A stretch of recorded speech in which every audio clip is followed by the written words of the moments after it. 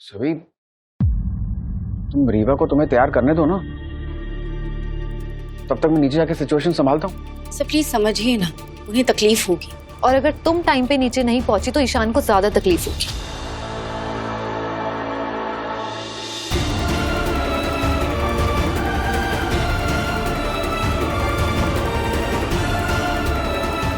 सभी अपने रिसेप्शन के लिए तैयार हो रही होती है जब रीवा आ जाती है और अब ईशान सभी से कहता है कि क्यों ना वो रीवा को उसे तैयार करने की इजाज़त दे, पर सभी नहीं चाहती रीवा के हाथों तैयार होने के लिए।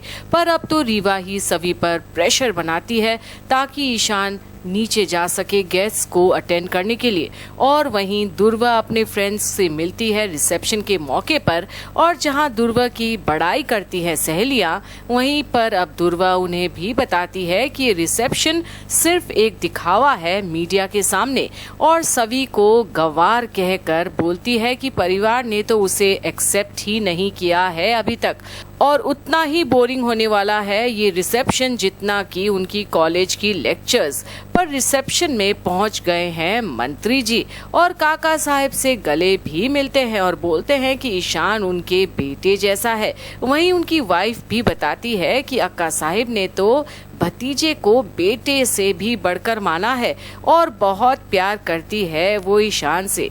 वहीं ईशान भी सुरेखा का दरवाजा खटखटाता है और अक्का साहब को बाहर आने के लिए गुजारिश करता है और बोलता है कि उनके बगैर तो ये रिसेप्शन मुमकिन ही नहीं है। और सुरेखा अपने जिगर के टुकड़े की बात सुनती है, पर गुस्से के चलते टस से मस नहीं होती कमरे से।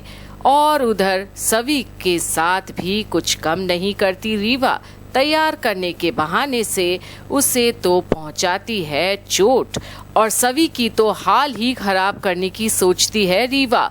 पर अब सभी को भी रीवा की हरकतों में गुस्सा और नफरत नजर आती है और उसे बस करने के लिए बोलती है और बोलती है कि वो खुद तैयार हो जाएगी। और तब रीवा उतारती है अपना सारा गुस्सा और सही वजह बताती है सभी को, और बताती है कि उसकी वजह से कैसे अक्का साहिब ईशान यानी अपने बेटे की रिसेप्शन अटेंड नहीं कर रही है, और खरी खोटी सुनाती है सभी को। और रीवा की सारी बातें सुनकर अब सभी भी हैरान हो जाती है कि आखिर अक्का साहिब अगर नहीं आए तो ईशान को कैसा लगेगा, और ये सही भी नहीं है।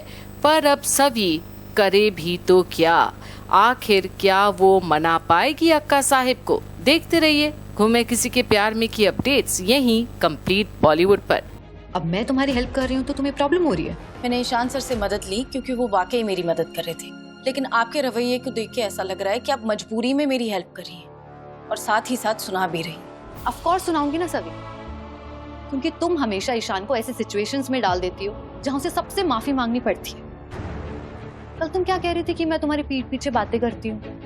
लो, आज मैं तुम्हारे मुंह पे बोल देती हूँ कि अक्का साहिब तुम्हारी वजह से फंक्शन अटेंड नहीं कर रही है।